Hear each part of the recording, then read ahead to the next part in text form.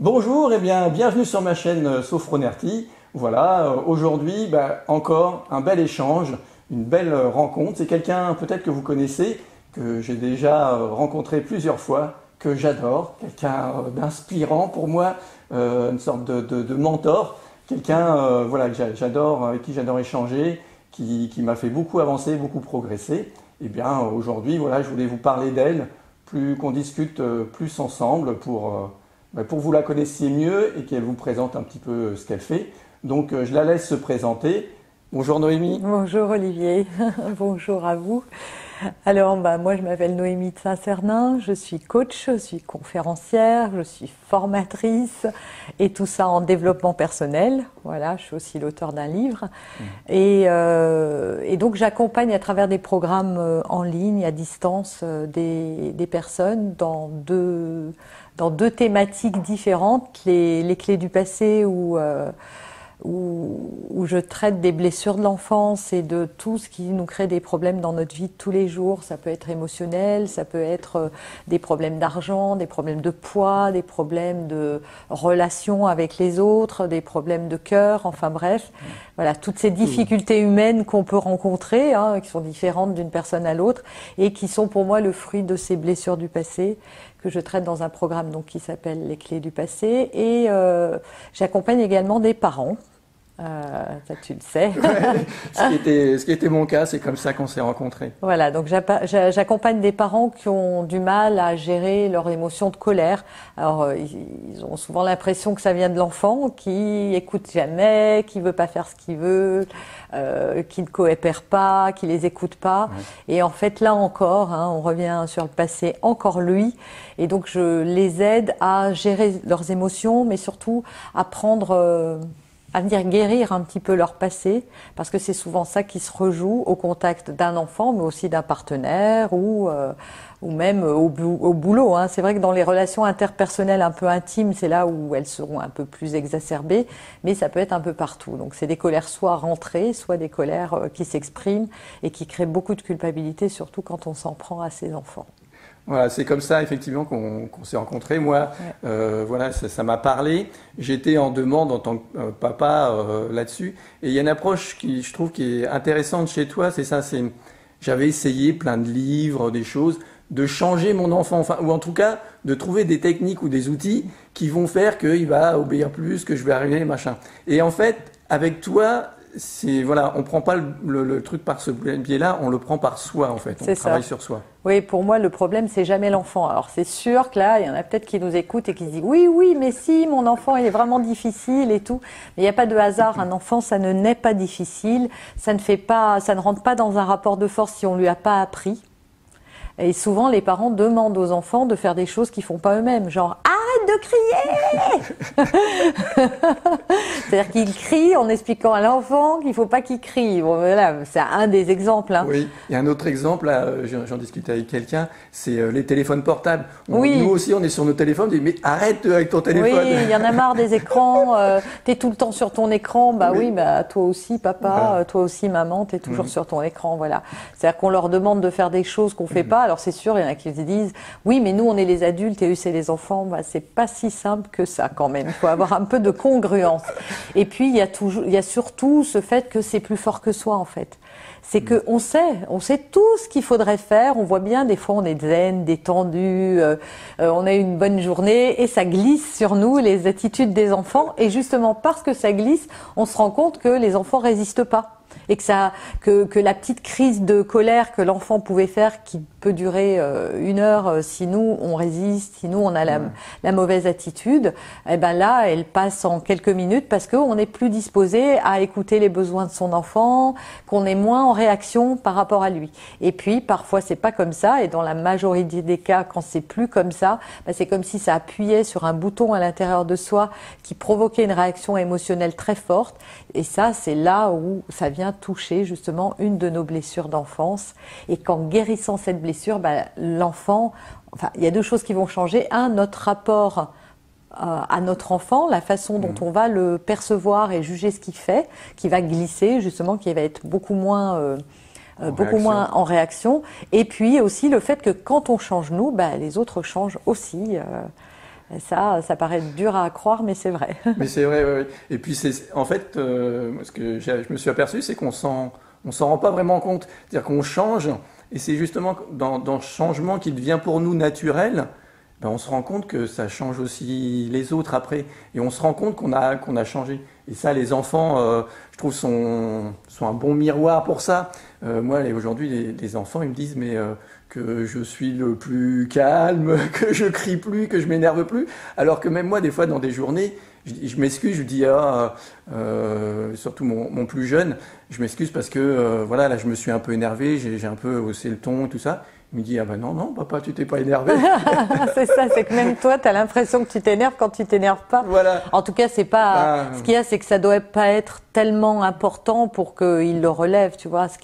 C'est qu'on s'énerve un peu. De toute façon, on n'éliminera pas l'énervement. C'est la façon dont on va agir avec cette colère. C'est-à-dire que quand on la dépose sur quelqu'un d'autre, en l'occurrence son enfant, et qu'on lui dit des mots blessants, et qu'on crie très fort, ou qu'on le punit, ou qu'on va même jusqu'à lui donner une baffe, bah c'est là où ça commence à devenir problématique, ou qu'on utilise les chantages, les menaces, et même les récompenses. Voilà, quand on utilise des choses parce qu'on est très très énervé. Oui, c'est ça en fait. On se rend compte que on prend beaucoup plus de distance. Parce que tu nous apprends en fait l'observation à s'observer, et du coup ça arrête beaucoup plus rapidement cet énervement, cette colère, et en fait l'enfant il l'aperçoit plus en fait. Nous on l'aperçoit parce qu'on s'en rend compte, mais lui il l'aperçoit plus parce que ça dure pas et puis ça l'impacte pas, c'est-à-dire que là on le dépose pas parce qu'on a le droit d'être énervé, en colère. Il n'y a pas de mal à être en colère, et puis on pourrait pas éviter de se mettre en colère, c'est impossible. C'est une émotion, c'est comme jamais tu seras triste quoi. Non, c'est pas possible, ou plus jamais tu auras peur de rien. Voilà, on est des êtres d'émotion, mais c'est la manière dont on va gérer cette émotion et qu'est-ce qu'on en fait.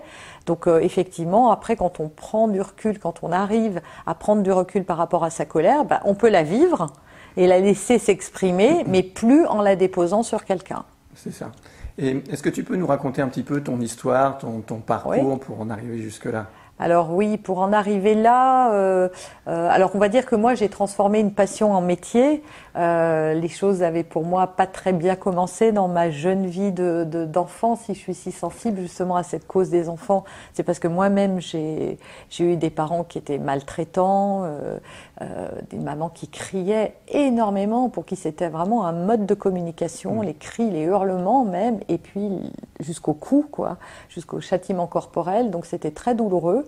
Et toute ma jeunesse, je pense, je me suis interrogée, et toute ma vie d'ailleurs, enfin plus maintenant, mais jusqu'à ce que je résolve ça, interrogée sur la violence, sur la maltraitance, sur pourquoi la vie. Voilà, je me posais beaucoup de questions existentielles quand j'étais jeune, et donc j'allais chercher des réponses dans les livres, puisque j'avais que ça à ma disposition. Donc j'ai lu beaucoup les philosophes, mais même aussi les écrits religieux comme la Bible, le Coran, etc. Je cherchais un peu ceux qui s'étaient déjà posé des questions.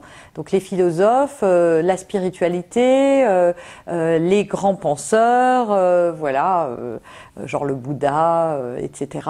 Et donc j'ai essayé de chercher des réponses à la vie que je trouvais très injuste à l'époque. Voilà, c'était très injuste déjà. Pourquoi moi j'avais cette vie-là, et pourquoi il y en avait qui avaient des parents très doux, très tendres, pourquoi il y avait des riches, pourquoi il y avait des pauvres, pourquoi certaines personnes étaient tout le temps heureuses et d'autres pas. Voilà, je me posais beaucoup de questions, et à 19 ans, je me suis enfuie de chez moi pour un coup de trop, et je me suis retrouvée dehors, livrée à moi-même. Et là, j'ai senti que j'avais deux choix. Soit faire le choix du désespoir et rester dans un schéma de victime. Mais ce jour-là, il s'est passé un événement assez positif, c'est que moi, je faisais pipi au lit jusqu'à l'âge de 19 ans. Je pouvais en parler à personne, c'était vraiment quelque chose, j'avais vraiment honte de ça. C'était ce qui me terrorisait d'ailleurs le plus, c'était pas d'avoir des coups, c'était qu'un jour quelqu'un dise à l'extérieur du foyer que je faisais pipi au lit. Alors, je pense que ça m'aurait... je pense que je me serais jetée par la fenêtre si on l'avait su. Et ce jour-là où j'ai dormi dehors, dehors, au dernier étage d'un immeuble, mais en tout cas, voilà, pas dans un lit. Je me suis réveillée et j'avais pas fait pipi et ça m'était jamais arrivé, quasiment. Pas à 100%, mais quasiment jamais arrivé. Et moi, je pensais que j'allais rester comme ça toute ma vie, donc que j'aurais pas de mari, parce que je pourrais jamais, même pas de petit copain. Enfin, je dormirais jamais avec un petit copain parce que je pourrais pas lui montrer ça. Enfin voilà, je m'étais fait tout un film. Et donc ça a été très positif. Et là, je me suis dit, bah voilà, Noémie, regarde, finalement, c'est peut-être une chance là, c'est peut-être un bon signe. Et je l'ai pris comme ça. Et j'ai continué à creuser ces questions, donc j'ai continué à lire aussi beaucoup les psychologues, voilà, je disais les philosophes, mais aussi les psychologues, dont Carl Gustav Jung, qui m'a beaucoup inspirée. C'était pas facile parce qu'il fallait vulgariser un petit peu tout ça et à l'époque il n'y avait pas de livre de développement personnel, voilà, rien n'était vulgarisé, c'était pas simple, mais je me suis accrochée et j'ai commencé à observer les gens et à observer aussi ma façon à moi de me comporter. J'ai compris assez vite que ça venait de mon passé, que je reproduisais des choses, même si je savais pas les nommer. J'étais convaincue, en tout cas, qu'il y avait une solution. En tout cas, j'aurais jamais arrêté de chercher parce que j'avais quand même un doute dans mon esprit que oui, il y a quelque chose, Noémie. C'est pas normal que la vie, ça soit pas juste, en fait. Voilà. Je trouvais la vie très injuste. Et d'un autre côté, je me disais, parce que j'avais beaucoup de foi, une foi religieuse, une foi en Dieu, pas religion d'ailleurs, plutôt spirituelle. Voilà, les religions, j'étais assez fâchée avec elles parce que celles qu'on m'avait transmises me plaisaient pas du tout, dans la manière, dans le dogme en tout cas. Et donc du coup là, je me disais, mais si Dieu existe, il doit vouloir qu'on soit tous heureux, joyeux. Il doit pas vouloir ça. Donc si c'est ça, c'est pas normal que ça soit pas juste. Il doit y avoir une autre explication. Et ce que j'ai découvert, c'est que oui, la vie, c'est pas juste, en fait. C'est notre perception à nous. Alors, plusieurs choses, il y a nos blessures, il y a notre perception de la vie, il y a la façon dont on perçoit notre existence, nos pensées, tout ça. Et ça m'a pris des années, bien évidemment, de m'en sortir. Donc, petit à petit, j'ai levé un à un les leviers... des leviers, le levier de l'abondance d'abord, parce que c'était ma survie quand même, il fallait que je me sorte de la précarité, et puis relationnel, et puis voilà, parce que des problèmes, j'en avais dans tous les domaines. Et j'ai réussi, d'une certaine manière, j'ai réussi à me sortir de tout ça, arrivant même à devenir directeur des ressources humaines, alors que moi, j'avais jamais, jusqu'à maintenant, je n'ai même pas un baccalauréat. Donc ça m'a permis de faire grandir cette foi en moi, cette foi en la vie, et j'aurais pu m'arrêter là, finalement, après avoir atteint ce qui me semblait être vraiment la réussite à l'époque pour moi. C'était vraiment voilà, d'avoir un bon salaire. J'avais rencontré l'homme qui partage ma vie aujourd'hui et c'était vraiment la relation dont je rêvais. Enfin, je sortais d'un schéma de relation très compliqué qui se finissait à chaque fois douloureusement. J'avais fait j'avais une première fille d'un premier mariage qui n'avait pas fonctionné et puis là, avec cette nouvelle vie, 2 autres enfants, une belle maison. Enfin voilà, j'avais comme réussi, sauf qu'au fond de moi, je me sentais pas heureuse finalement. Il y avait toujours quelque chose qui coinçait. Il y avait ça, puis il y a la colère qui est arrivée dans ma vie avec après la naissance de mes deux dernières filles qui sont nées la même année. J'avais le boulot, la maison, le mari, tout allait bien sur le papier. Et en fait, cette colère a rejailli de nulle part, en tout cas est revenue du passé, un peu cognée là, pour me dire qu'il restait des choses à faire. Et donc à nouveau, j'ai pris mon petit bâton de pèlerin parce qu'il faut chercher toute seule. Moi, je suis jamais allée voir de thérapeute. Voilà, je faisais ça toute seule dans mon coin. C'était très compliqué pour moi de raconter cette histoire avant. Et à nouveau, là, cette histoire-là, ça m'a permis de régler, je pense, de faire le solde de tout compte de cette histoire familiale finalement, qui me collait à la peau, avec laquelle je voulais pas me confronter. Et donc j'ai décidé de partir de l'entreprise dans laquelle j'étais. En plus, ça commençait la politique de l'entreprise commençait à plus me convenir, donc ça tombait très bien. J'ai demandé une rupture conventionnelle, on me l'a acceptée. Donc j'ai pris le temps de m'occuper de moi, de recontacter avec le plaisir de s'occuper de ses enfants, le plaisir d'avoir enfin du temps pour soi, etc. Pendant ce temps-là, j'ai réglé ces problèmes de colère. Et puis, quelques années après, 2 ans après, je me suis dit, voilà, c'est plus possible maintenant. Tu tournes en rond dans ta maison. La fibre entrepreneuriale, parce qu'avant d'être DRH, j'avais surtout été entrepreneuse pendant des années, depuis toujours, est venue me retitiller. Je me suis dit, qu'est-ce que je pourrais faire de ma vie? Et c'est comme ça que j'ai décidé de rendre publique mon histoire déjà, mon parcours de vie et surtout mes outils et ma méthode. Pour aider des gens à mon tour à transcender leur passé, à exploser leurs limites, à dépasser leurs peurs et surtout à réaliser leurs rêves. Ouais, je crois que c'est ça. Je reviens à une chose que tu as dit, c'est le choix. Et ce qui est important, moi ce que j'ai compris avec toi, c'est ce choix, qu'on a toujours le choix et qu'on a la responsabilité en fait de ce choix. Et je pense que dans les vies, on a tous des changements, des cassures, des choses comme ça.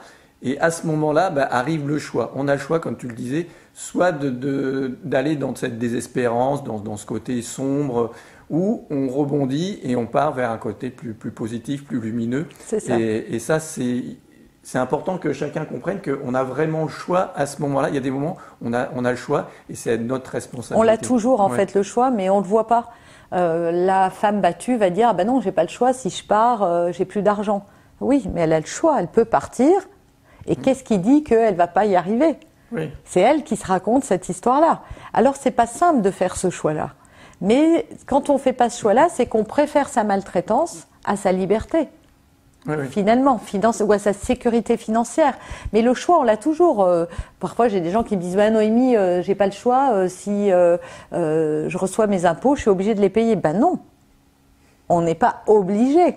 On doit les payer, mais on n'est pas obligé. C'est-à-dire que si on les paye pas, il y a juste une conséquence. Oui. Donc c'est juste est-ce que je préfère payer mes impôts et pas avoir à rendre des comptes au fisc et peut-être en justice, ou je les paye pas? On n'est pas obligé de mettre sa ceinture. C'est vrai qu'il y a des lois. Oui. On se doit de les suivre, mais il y a des gens qui le font pas. Et ils vont en prison. Il y a des gens qui transcendent. Donc on a bien le choix. On a le choix. Il y a des conséquences. Il y a des conséquences qui peuvent être négatives pour nous.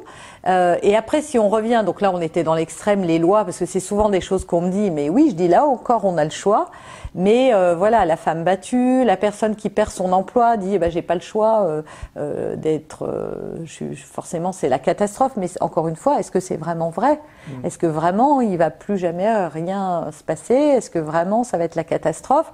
C'est sûr que si c'est l'histoire qu'on se raconte, il y a de grandes chances pour que ce soit l'histoire qui arrive. Et après, on se dira, voilà, j'avais raison. En fait, on n'avait pas raison du tout. On a attiré ça à soi parce que c'était... Parce qu'on fantasme le futur au lieu d'être dans ce présent et de dire, qu'est-ce que je peux faire? Ok, voilà, moi, qu'est-ce que je veux? On se dit, il va arriver ça, il va faire ça, il y a ça, il y a ça. Et on voit tous les côtés négatifs et pas le positif. On projette du négatif et du coup, ça nous prive de trouver des solutions maintenant, de se dire, ok, c'est vrai que cette situation, je la voulais pas et qu'elle est peut-être même dramatique. Je viens de perdre mon boulot, ça peut être dramatique pour certaines personnes. Mais à partir de là où je suis maintenant, qu'est-ce que je peux faire pour régler ça? Et si je commence à me mettre dans ces énergies du faire en positif, en ayant foi en la vie, en ayant foi en soi, en se disant qu'il y a quelque chose de mieux qui va nous arriver, alors moi, je garantis que c'est ce qui va se passer. Parce que je l'ai vu, moi, dans ma vie. J'ai attiré beaucoup d'ennuis, beaucoup de choses très dramatiques. Donc, je suis la spécialiste de l'échec. Donc, je pense avoir une certaine forme de légitimité. Et le jour où j'ai changé ma perception des trucs négatifs, ça a changé. D'ailleurs, souvent, on me dit, mais il t'arrive plus rien de négatif. J'ai le sentiment que non. Mais il doit bien m'arriver des choses, mais je les vois plus comme ça. Oui, je suis d'accord. Moi aussi, je le disais, je crois, dans une vidéo, aujourd'hui, il n'y a plus des journées pourries. J'ai plus de mauvais. J'ai plus des journées où je me disais, il y a toujours quelque chose de positif. On peut toujours en retirer quelque chose. Et aujourd'hui, j'ai plus du tout ce sentiment-là. Alors bien sûr, il y a des journées plus ou moins sympas. Il y a des choses plus ou moins agréables. Bien sûr. Mais j'ai plus du tout ça. Et ça, c'est hyper. Je trouve que c'est hyper important quand on bascule de ce côté-là, de ce côté où on voit les choses du côté positif, quoi. C'est ça, parce qu'en fait, le négatif attire le négatif et le positif s'alimente de lui-même aussi. Ouais. C'est-à-dire que tu te lèves le matin, tu es de mauvaise humeur déjà parce que il fait pourri, tu vois. Tu as porté ton attention sur le temps, mais qu'est-ce qu'on s'en fiche? Ouais. Mais voilà, il fait un temps pourri, ça m'énerve, c'est toujours comme ça. Bref, tu vas dans ta salle de bain, donc à nouveau, je sais pas, tu te rases en te regardant puisque tu es dans cette énergie négative. Donc pareil, tu vas pester, donc tu vas rester dans cette émotion-là. Et puis tu vas te faire un café, tu vas être maladroit, tu vas te le renverser sur la chemise. Ouais. Tu vas à nouveau pester parce qu'il faut aller te changer, que t'as pas le temps, en plus t'es en retard. Donc quand tu vas sortir, tu vas aller direct, ton cerveau va te faire zoomer sur la peau de banane qui est là pour tomber, tu vois. Et c'est une succession. Et d'ailleurs, les journées qui démarrent mal, elles finissent mal. Parce que c'est une succession de choses. Alors les gens vont dire, bah oui, mais la peau de banane, elle était là, etc. Oui, mais si on n'avait pas été mis dans notre cerveau que du négatif, eh ben on n'aurait pas marché dessus parce que notre cerveau, il nous montre ce qui vibre avec ce qu'on lui envoie comme information. C'est comme si on lui disait « je veux du négatif, je veux du négatif » et il va nous montrer que ce qui va pas bien. C'est ça. Et alors au contraire, on peut dire « je veux du positif, je veux du positif ». En ce moment, j'ai mon plus jeune en fait qui apprend à l'école des chansons et ils apprennent le lundi au soleil. Ah oui. Et il n'arrête pas de répéter cette chanson, de chanter cette chanson. Et forcément, bah lui, ça le met de bonne humeur. Moi, ça me met de bonne humeur. On chante ensemble et tout ça. Et ça, c'est un truc que je dis souvent aux gens. Ben voilà, chantez, écoutez une musique sympa et vous allez voir que ça va changer en fait votre perception des choses. Et ça peut engendrer une journée, une super journée. Ah bah, démarrer sa journée en ayant de la gratitude, par exemple, en se disant, waouh, c'est génial. Il y a plein de gens qui se lèvent en disant, mince, c'est déjà l'heure de se lever. Oh, moi, je sais que j'ai passé une partie de ma vie en allant me coucher, en me disant que c'était le meilleur moment de ma journée. Ouais. Ah, mais c'est horrible. Quand j'y pense maintenant, je me dis, mais comment veux-tu que ta journée soit belle quand tu te dis que le meilleur moment, c'est quand tu dors? Ça veut dire que le reste, c'est pourri, quoi. Mais c'est horrible. En fait, le meilleur, c'est quand tu vis pas. Mais oui, c'est quand tu vis pas et que tu es plus conscient et que tu dors. On peut pas passer notre vie à dormir. Donc, c'est horrible. Horrible. Ouais. Et il y a des gens qui se lèvent le matin, alors ils ont peut-être de bonnes raisons, ils n'aiment pas leur emploi, mais qu'est-ce qu'ils peuvent faire? Est-ce qu'on ne peut pas déjà commencer? Il y a plein de gens qui veulent changer de boulot, mais ils essayent même pas d'en trouver un autre, tu vois. Alors, je juge pas, parce que j'ai été comme ça, mais c'est parce qu'en fait, on voit pas qu'on se ferme au possible. On se dit oui, mais, ou c'est pas possible, ou mais non, mais c'est bouché. Mais oui, mais est-ce que tu as essayé? Non. Donc tant qu'on n'a pas essayé, on n'a pas la preuve de ce qu'on se dit. Ouais.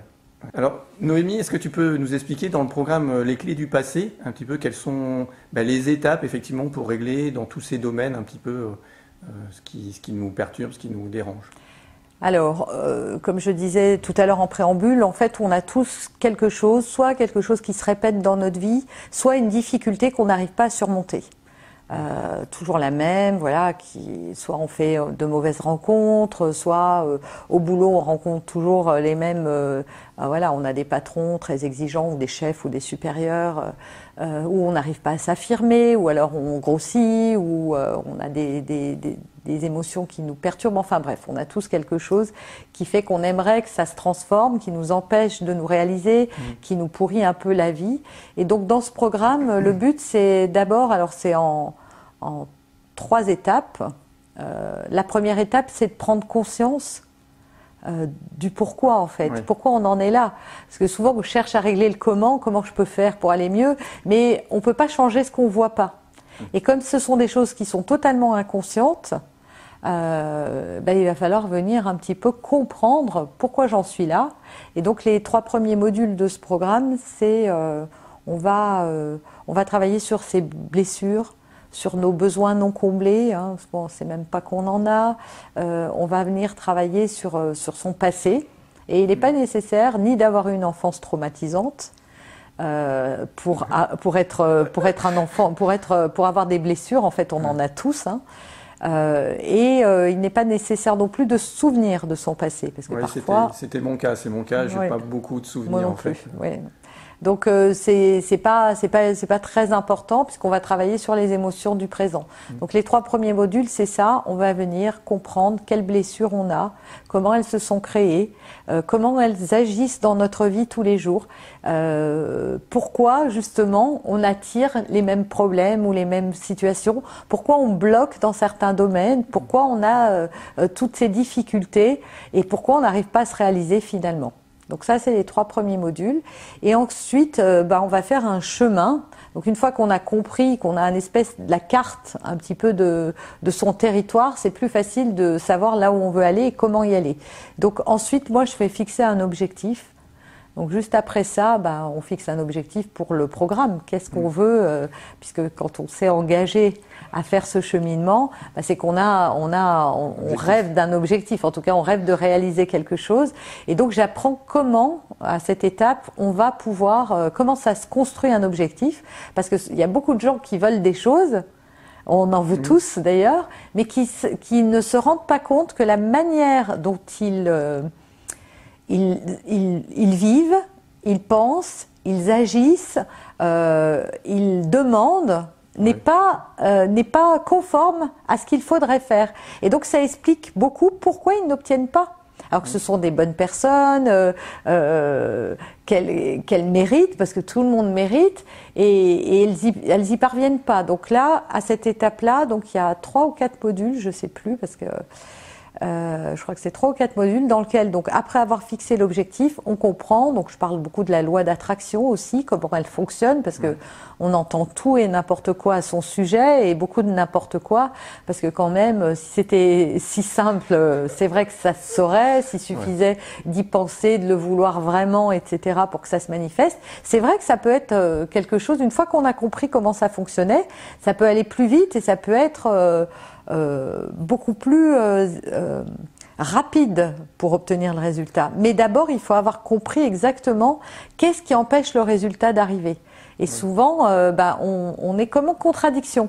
Puis dans cette loi d'attraction, c'est vrai qu'on dit oui, alors on y pense et tout ça, mais on oublie souvent de le vivre, de le ressentir à l'intérieur. Et on travaille beaucoup sur les émotions, et c'est ça, vraiment générer ces émotions qui nous font du bien, qui nous de cette vie dont on veut, de cet objectif. Oui, il y a ça, il y a aussi toutes les peurs et les doutes et les craintes qui viennent se mettre et qui empêchent la manifestation d'arriver. Et ça, pareil, c'est des choses, ça s'apprend, hein. C'est pas intuitif.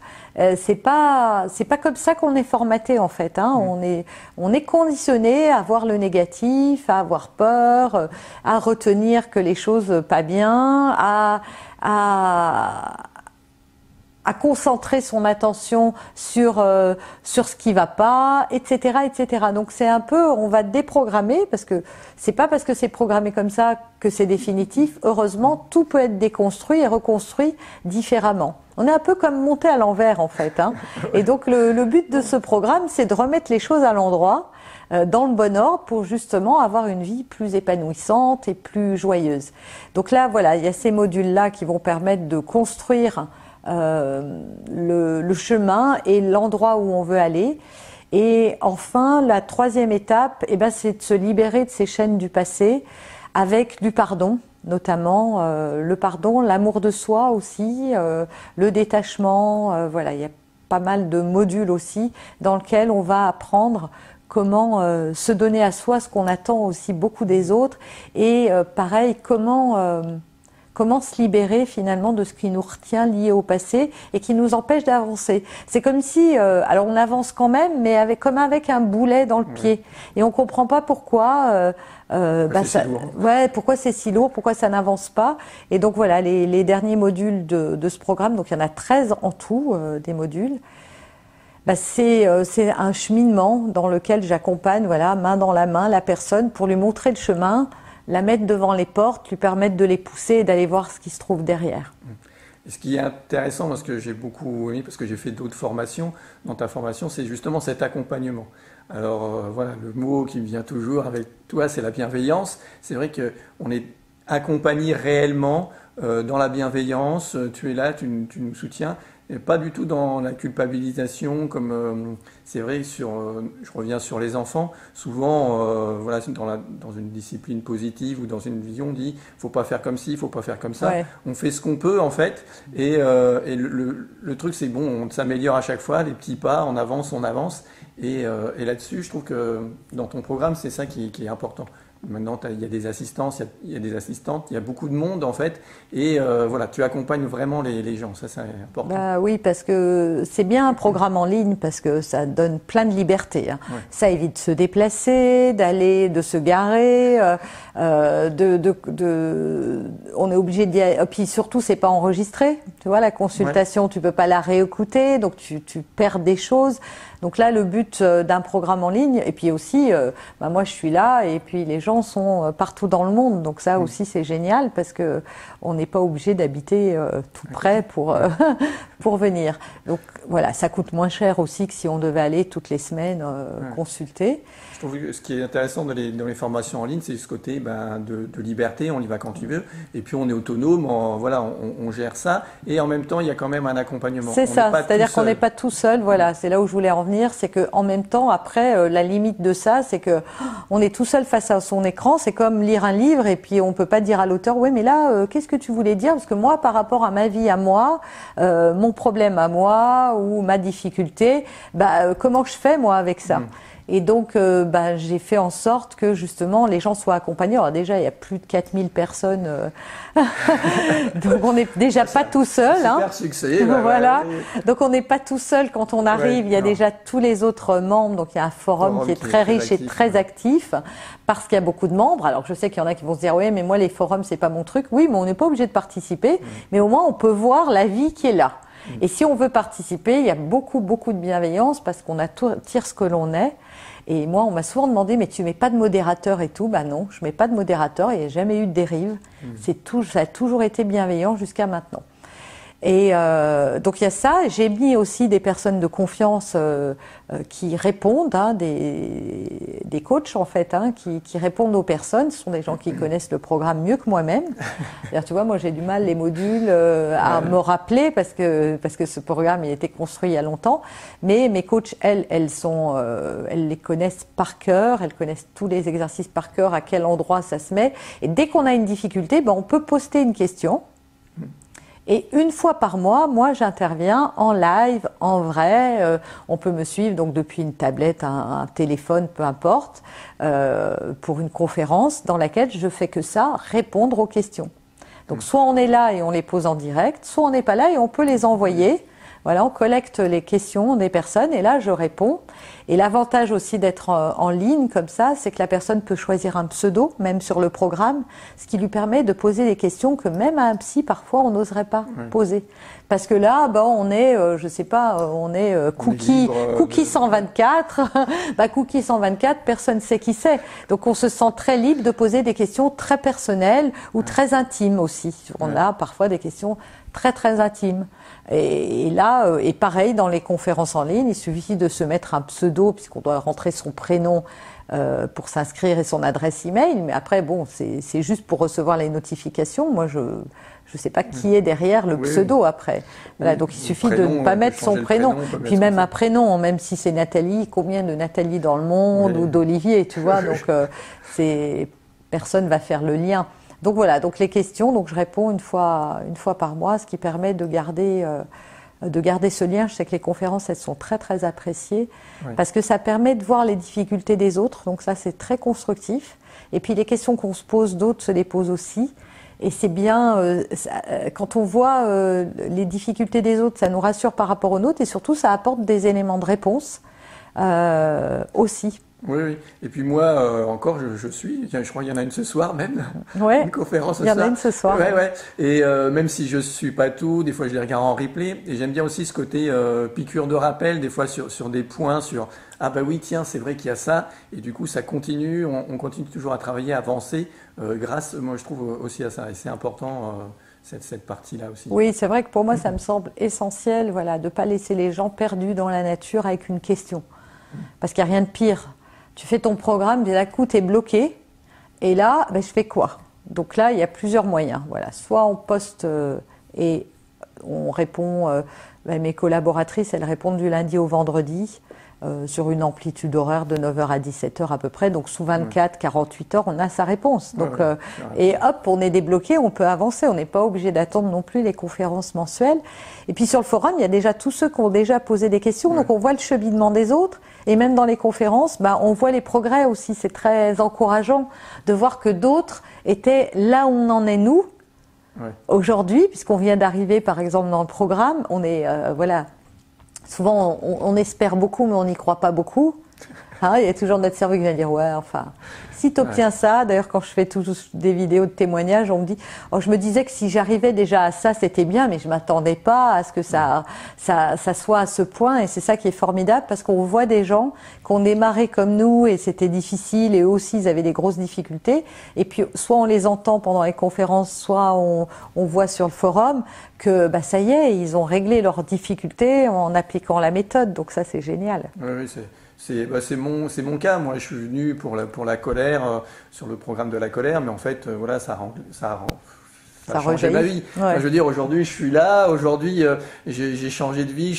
Tout ça, ça avance. C'est aussi parce que toi, ce que tu inspires, ce que tu donnes aux gens, ça permet d'avancer encore plus loin que ce qu'on pensait. Oui, c'est ça, parce que c'est pas simplement un programme sur la colère, c'est un vrai programme de développement personnel.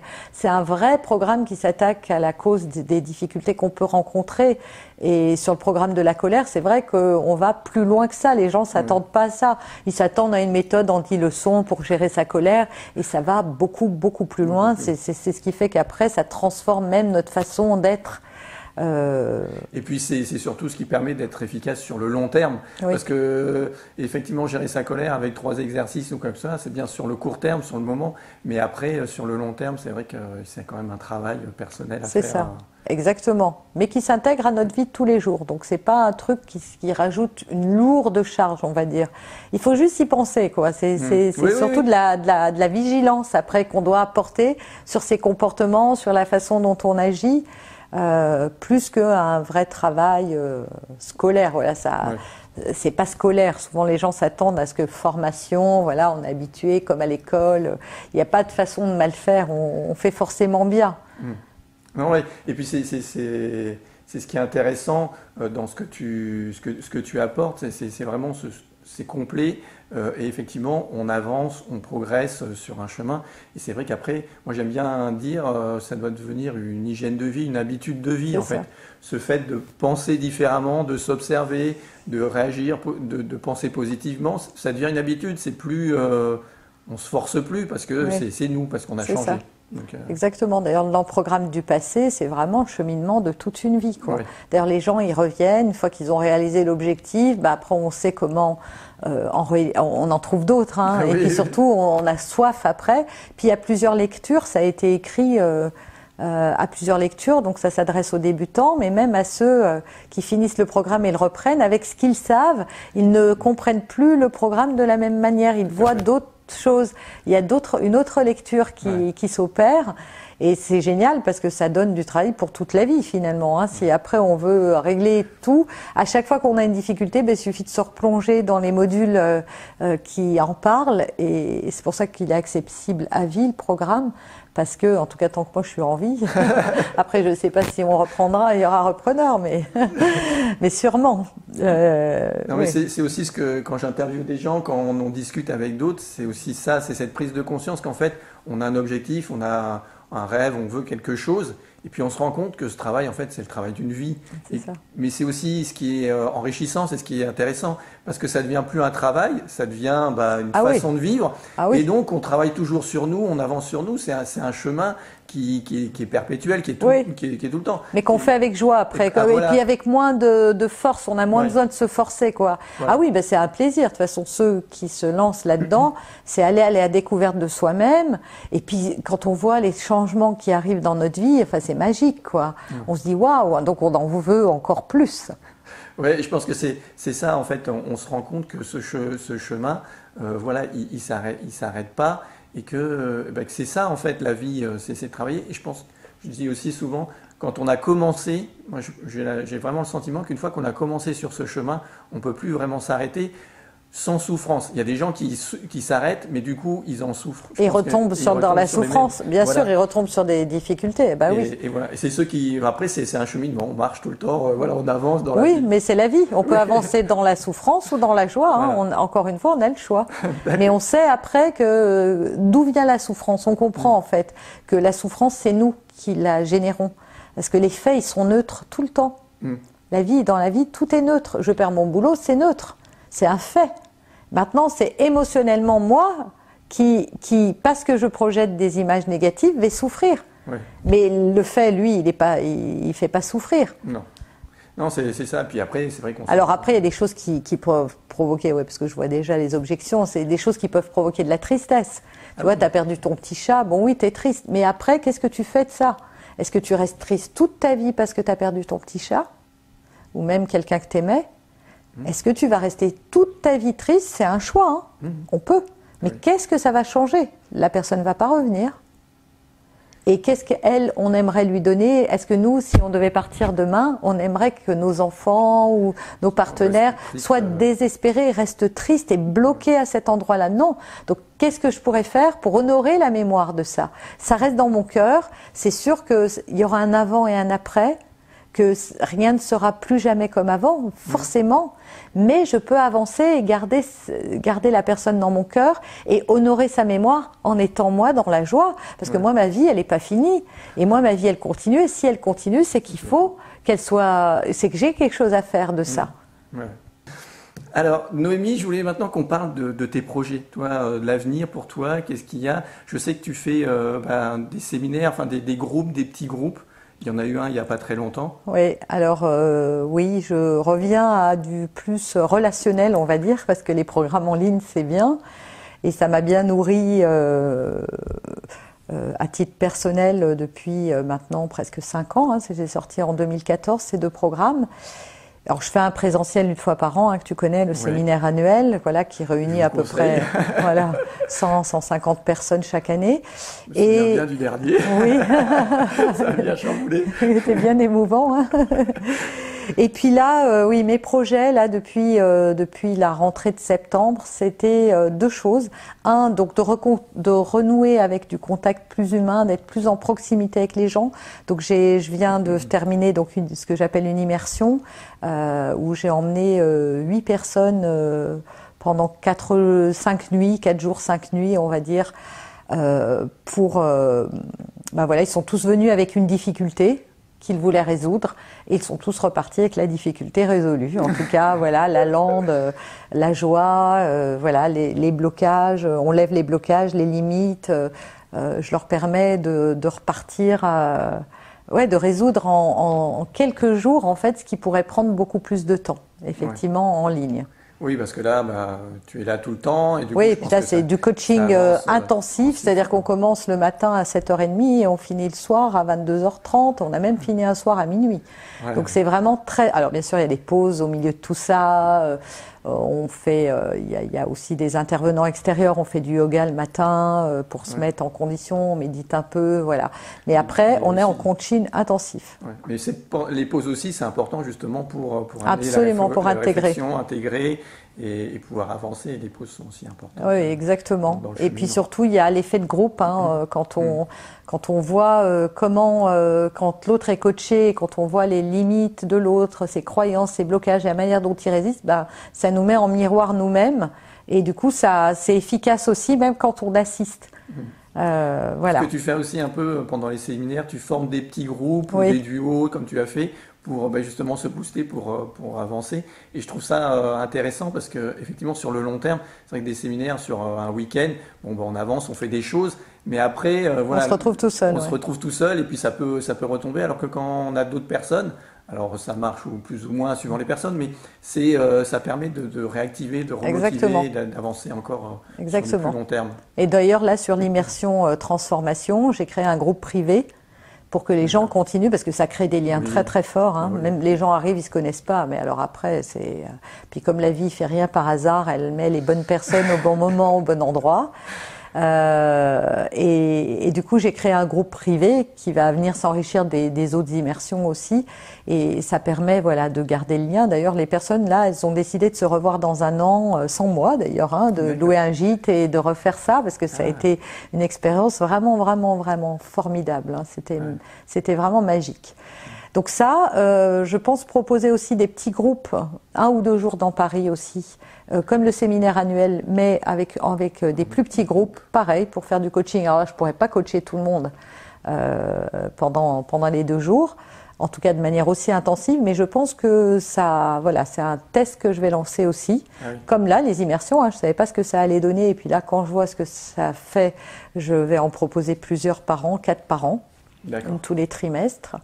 Voilà, je fais aussi du coaching d'entrepreneurs. Oui.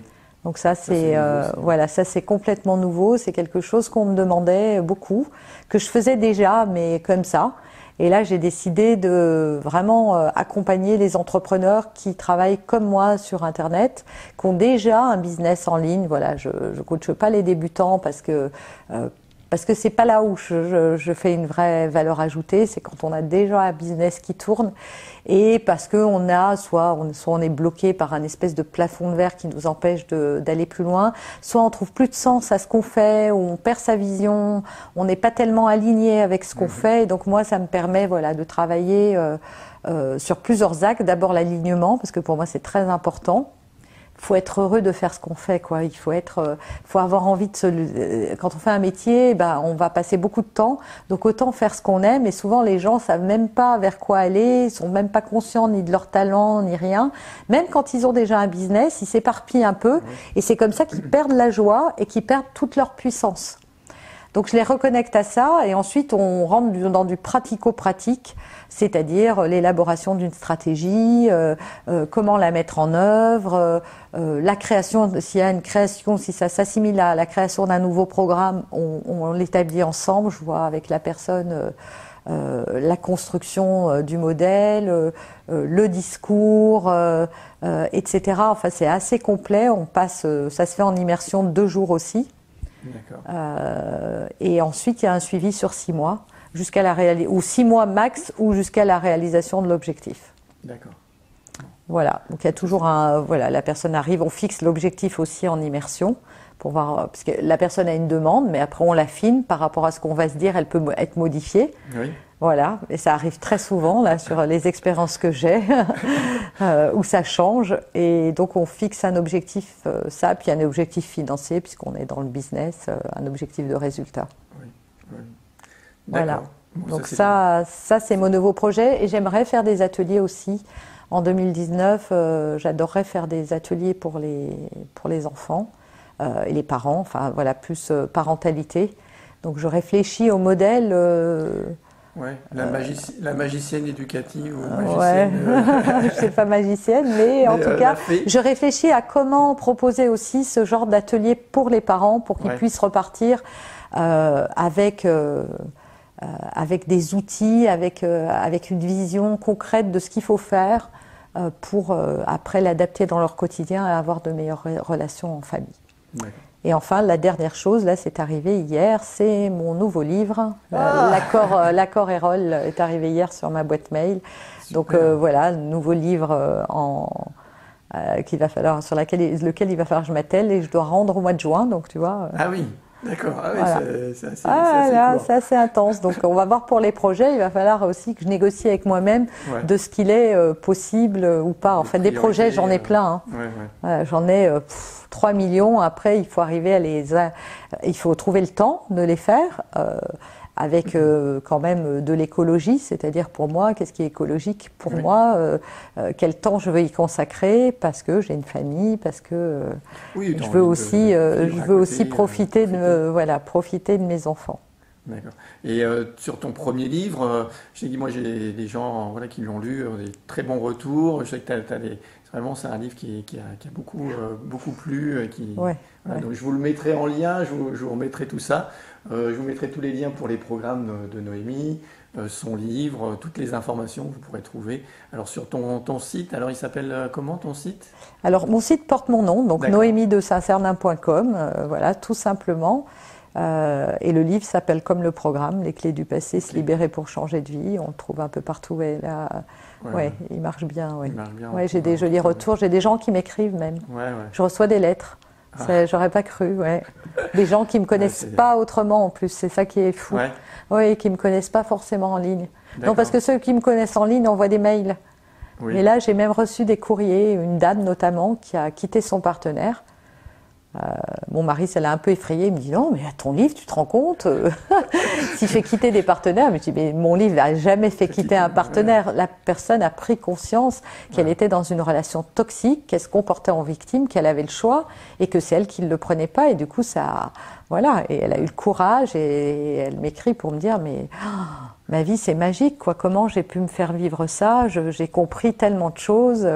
Voilà, j'ai reçu quelques courriers, c'est fabuleux. Hein. Oui, moi, sur les Donc ils m'écrivent chez Erol en fait. C'est fou. Sur les séparations, c'est vrai, souvent quand on est dans ce moment-là, c'est quelque chose qui est difficile, qui est douloureux, on se dit comment je vais m'en sortir, comment je vais faire. Et j'ai une amie qui me disait ouais mais je trouve que dans un texte une fois on avait l'impression que tu poussais les gens à se séparer. Je dis non, je les pousse pas à se séparer. Interprétation. Je leur dis juste mais en fait il y a quelque chose de mieux après, il y a quelque chose de bien. Et en fait quand on prend un peu de recul, des séparations, les gens en ont peut-être déjà eu et voilà, ça a été mieux après. Donc en fait, si on prend un peu de recul, cette séparation bien sûr dans le moment c'est difficile, c'est douloureux, c'est une étape à passer. Mais ensuite, c'est quelque chose, si on décide, si on fait le choix, si on prend cette responsabilité, d'aller vers quelque chose de plus vers nous, plus qui est en adéquation avec nous, et c'est forcément pour quelque chose de meilleur. Oui, il faut juste dire que c'est quand la relation est très toxique, attention, parce que si on quitte un partenaire parce qu'on s'entend plus, qu'on se chamaille tous les jours, là c'est juste des blessures qui s'activent. Donc ça sert à rien de le quitter, moi j'ai envie de dire, parce qu'on va rencontrer quelqu'un qui va nous faire vivre exactement la même chose. Donc ça, autant régler ces difficultés avant, puis de voir si on veut le quitter. Moi je parle de relations vraiment dans lesquelles souvent ces personnes elles attendent d'être respectées, etc. Elles se rendent même pas compte qu'elles-mêmes, c'est vrai que la personne les frappe peut-être ou les humilie tout le temps, mais finalement, qui entretient ça? C'est moi, puisque je reste. Donc je lui permets d'exercer ça. Et puis qu'est-ce que je fais pour que ça s'arrête? Souvent, ces personnes, elles se soumettent à l'autre parce qu'elles ont peur, pour des tas de bonnes ou de mauvaises raisons. Hein. Et c'est là où je dis, mais si on s'aimait vraiment, on n'accepterait jamais ça. Et pour son enfant, par exemple, sa meilleure amie, si elle devait, on voudrait jamais ça. Donc pourquoi nous, on accepte? Oui, c'est le cas souvent avec les enfants. S'il y a un compagnon qui est maltraitant ou chose comme ça, on dit non, tu peux pas rester avec lui. Voilà, quitte-le, il n'est pas bien pour toi. C'est pas bien pour toi. Et voilà, donc, et nous, on se fait vivre des choses et on trouve ça sous couvert qu'on a peur. On dira jamais à son enfant, ah non, t'as raison, reste, il te tape, mais reste, c'est mieux parce que après, tu risques de galérer, tu vas pas avoir d'argent ou il va te tuer. Non, on dit jamais ça comme conseil à son enfant ou à son meilleur ami ou je sais pas. On lui dira, non, mais pars, tu vas trouver des solutions ou je vais t'aider ou je sais pas. Mais on va toujours lui dire que la solution, situation dans laquelle il se trouve, elle n'est pas acceptable. Il faut partir et vite. Peu importe l'issue, il faut se sauver là. Voilà. Bon, eh bien, je te remercie beaucoup. Merci Olivier. Je suis très heureux d'avoir encore pu partager un moment avec toi. Voilà. Et puis, vous pouvez retrouver la vidéo sur ma chaîne YouTube, Sophronerty. Vous pouvez me retrouver sur mon site www.sophronerty.com. Et puis, je vous dis, prenez bien soin de vous. Merci encore Noémie. À bientôt. À bientôt.